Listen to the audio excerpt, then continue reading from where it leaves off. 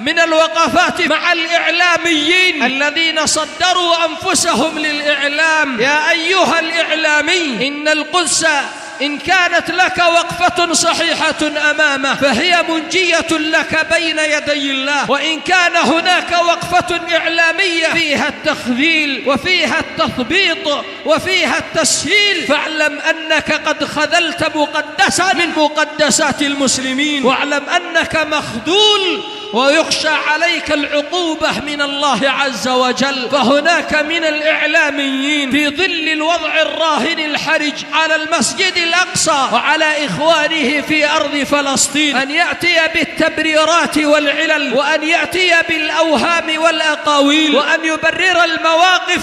والله ليس لهؤلاء عذر أمام الله، ليس لهؤلاء عذر بين يدي الله.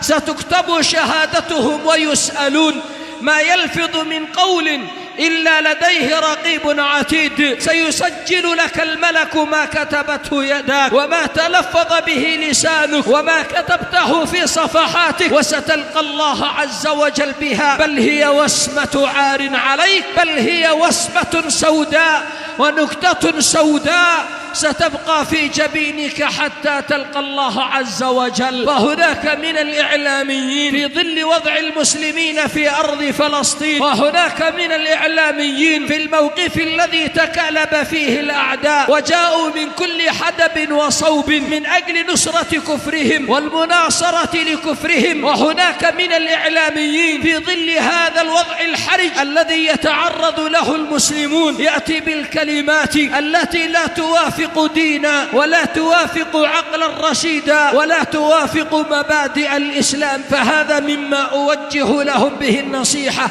أن يتقوا الله. فالأقصى والمسلمون في أرض فلسطين إنهم المحور الأعظم والمكان الأكبر الذي ينبغي في ظل الوضع هذا أن يسلط الإعلاميون الضوء على مواقف إخوانهم، وأن يقفوا نصرة لله ونصرة لعباد الله، ومحافظة على المقدسات الإسلامية، ومحافظة على أرواح من يقول أشهد أن لا إله إلا الله وأشهد أن محمد رسول الله، ويقفوا بجانب إخوانهم الذين دعا الإسلام إلى نصرة إخوانهم. المسلم للمسلم كالبنيان يشد بعضه بعضا.